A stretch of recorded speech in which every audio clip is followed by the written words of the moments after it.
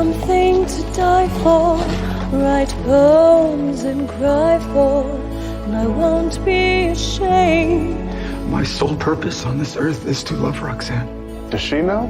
The world will never accept someone like me and a tall, beautiful woman. We have no money. A clever marriage is your only option. I won't be rescued. I'm not in distress. Love, does that mean nothing to you? Children need love. Adults need money.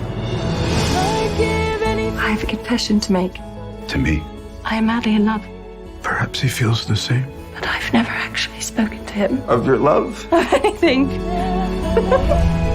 He is Christian. Christian Newbillette. He's a new recruit in your regiment. Be his friend. I might not like him. A woman like Roxanne wants wit. I don't know how to speak romantically. I am a poet. My words upon your lips. I will make you romantic. Will you make me handsome? It's Trinidad the Island Man, your Island Man, coming to you live once again from beautiful Hawaii here on the island of Oahu, bringing you, yes you, the best movie reviews on the entire island of Oahu. And yes, this is Trinidad the Island Man, your Island Man.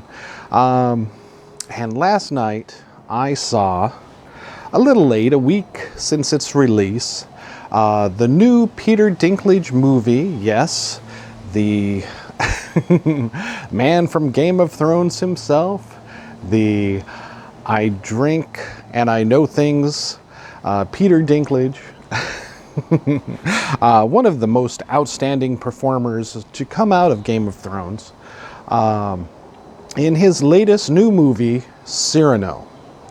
And as the title may describe it, this is a retelling, a new interpretation of the classic play and story of Cyrano de Bergerac. And, well, you know, probably a lot of people don't know exactly who Cyrano de Bergerac is. But without further ado, remember our rating scale, shock a thumbs up, it's good to see, I recommend it. Shock a thumbs down, it's junk, I don't recommend it. And for this latest Peter Dinklage starring vehicle movie of Cyrano, it is a shock a thumbs up. Let me just say that this is, again, a reinterpretation, but it is the classic telling of Cyrano de Bergerac, set back in the 1600s, when, you know, in France, when Europe was at war, you know, in what was called the 30-Year War. And France was pretty much losing, unfortunately, against, you know, various other countries in Europe. Very similar, you know, to, you know, other wars fought throughout Europe. You know, and, you know, honestly, kind of sort of what we're seeing now in the Ukraine. So, you know, I could see how that could drive maybe some people away from this movie, in that it is set not focusing on war in Europe, but, you know, against the backdrop of war. Essentially, this is a romance movie, a romantic movie. Actually, it's a musical. Honestly, which is something that I had heard when watching the trailers, you know, and looking out for this movie, but I didn't know how musical it was going to be. And it's not, you know, they're not singing every single song and all through the movie, but there are parts where they do break into song to express their feelings, you know, whereas in the classic story and the classic plays and movies of Cyrano de Bergerac, you would get these long soliloquies or dramatic monologues of, you know, poetic phrases, you know, by Cyrano, by Roxanne, the woman that he loves. Yet, unfortunately, as in many classic romantic tales, especially from the air, she loves another, or at least she believes she loves another. And that is the tale that we see here and now in this version of Cyrano de Bergerac, which really hasn't been adapted for quite some time. I think the last time was in the late 80s, I want to say, with Steve Martin and Daryl Hannah in the movie Roxanne, which is basically, you know, again, Cyrano de Bergerac is head over heels in love with Roxanne, yet due to his, physical abnormalities,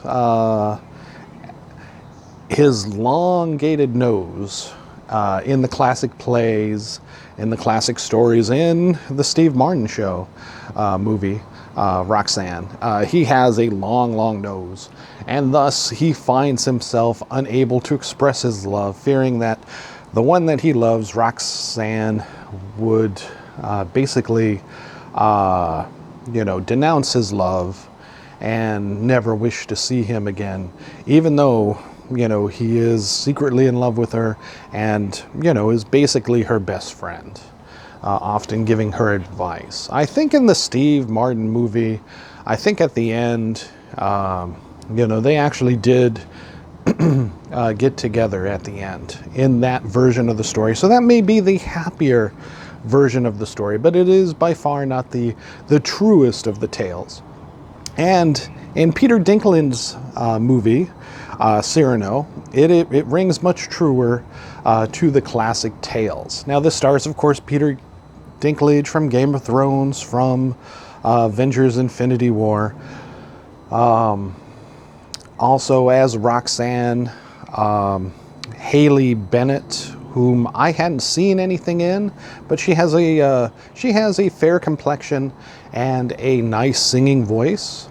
And opposite the one that she has fallen in love with, and who has fallen in love with Roxanne, Haley's character, newcomer. Well, I don't know if he's a newcomer or not, but definitely, Devin Harrison Jr., who provides, again, an excellent counter to Peter Dinklage, who plays Cyrano not with an enormous nose as being his physical, detriment, but his height, of course. Being of small stature, Peter Dinklage, and though an incredible actor, has found himself limited in the roles that he can play. And this one, adapting it in the manner of a different physical abnormality, instead of a long nose, but being short in stature, short in size. He is able to be Roxanne's friend, her best friend from the same town that she grew up in, that they grew up together. He has always loved her. Yet, when she sees Christian, played by Devin Harris Jr., she falls madly in love with him, and he with her. And Roxette seeks out Cyrano to find out who this man is and let her know her intentions and feelings to him, for him, which is a great pain to Cyrano, knowing that he loves her, but yet must set her up with this other man. And due to her insistence, he is to befriend him and bring him to her for romantic rendezvous. However, Roxette is moved by more than just, maybe at least half by physical attraction and beauty, having, just fell head over heels for Devin Harris's character, Junior's character, Christian, and he with Roxette just by mere glance of one another, totally ignoring the feelings of Cyrano himself, Peter Dinklage's character. And thus this romantic triangle moves forward against the backdrop of France and, Europe overall at war. A war that France is losing. And Peter Dinklage, as well as being on the King's Guard of the city, was a fine swordsman and poet. His wit as sharp as his sword, is forced to write letters to Roxette in disguise for Devin Harrison Jr.'s character, showing his feelings for her so that she would fall in love with him. You may ask yourself, why would Peter Dinklage do such a thing, knowing that ultimately it drives his love further away from him? Well, because one, of her insistence, two, of his insistence, but also as a means to an end which he had no solution for. He can finally express in words how he truly feels about his true love, Roxanne, even though she thinks it is from another. And she writes back, so thus he can hear her response and believe that what she is saying to Christian, Devin Harris's Jr.'s character, that she has said to him. And he can at least live this fantasy of expressing his feelings and having them reciprocated, at least in his own mind. Unfortunately, as things progress, and very much a tragedy like Romeo and Juliet, all the guards from the city are pulled to the front, and, well, a little bit of spoilers, but since this play's been out, both men eventually die due to wounds from the war. Yet, in his final days, he is able to confess his true love for Roxanne. However, it is only, in his final days, so her love cannot really do anything to sustain him, but at least it gets out there. So it does end in tragedy. It is a musical number. Think a little bit of Les Mis, I guess, as far as overall tone of the show, at war, singing, expressing one's feeling and despair of those feelings not being reciprocated.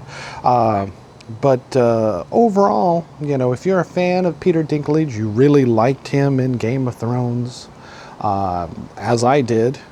He was pretty much the number one guy. You'll love him here as well, and he does much more physical feats with his swordsmanship, much more than he had done on Game of Thrones, showing that he can do that type of acting as well. And, as we have seen from the great thinker, from his character in Game of Thrones, he is able to write, wonderful and beautiful poetry, very flowery stuff, to woo his love, Roxanne, and still be man enough to befriend a person who is his direct romantic rival against the one he loves. So overall, it is a shock and thumbs up. A very good movie to watch, once you've seen the Batman, once you've seen Spider-Man. And unfortunately, there's really nothing else out there until the end of March and the beginning of April, other than Batman. There are some small shows here and there, basically foreign movies. But for this small artsy film, if you are a fan of Peter Dinklage, it is a must-see. If you're a fan of musicals, a fan of period pieces, as the art, the costuming, the sets in Italy as the backdrop for France is a wonderful, fantastic show, or fantastic scene to put the show on. What more can I say about it other than that? Possibly the musical aspect of it might have hurt and hindered the watchability of this film, as maybe younger audiences probably especially not familiar with the tale of Cyrano de Bergerac. I was fortunate in my youth to watch a couple of plays, movies on TV, late 70s, 60s, that they had Cyrano de Bergerac kind of movies. Again, I never really watched the Steve Martin, Daryl Hannah, Roxanne movie. I remember seeing parts of it on HBO. But, that was much more for comedy. But although, this is much more of a serious romantic drama, tale of tragedy, closer, again, to the real play and stories of Cyrano de Bergerac. And Peter Dinklage does a fantastic, wonderful job. And he should be at least recognized for that. And as it turns out, he is a fairly capable singer as well, putting out several songs to express his love in private for Roxanne. Roxanne, has a wonderful singing voice, and even the person playing Christian does fairly well as indeed. So yes, overall, again, a shock of thumbs up. Check this movie out when you can. It's only playing here on the islands at the Consolidated Theaters. Regal is not showing it, just being preoccupied by the Batman and Spider-Man and the other handful of movies that are out. Even Dole, with its multiple screens, are not showing this movie, doing some foreign movies, Japanese movies, an Indian movie, a couple of Indian movies, I think, over there. Ward Warehouse is where I saw this, and it was pretty good to see. It's over at Kahala. Might be over at the new mall in Kapolei as well. But definitely check it out if you're looking for something new. This was originally released for a short time in December 2021 in California, LA. I think for some awards considerations, but didn't get wide release, only at Consolidated here on the islands since February 25th. So I'm a week late reviewing this. However, in 2021, it had been already being shown over in England and most of Europe as well. But having been over here finally, gotten over here to the United States audience, again, if you, like romantic movies, this is definitely a good date movie to take your significant other to. All right. Mahalo and aloha. It's Trinidad the Island Man, your Island Man, giving Cyrano a shock of thumbs up. Peter Dinklage does a wonderful job in this movie. Thank you and aloha.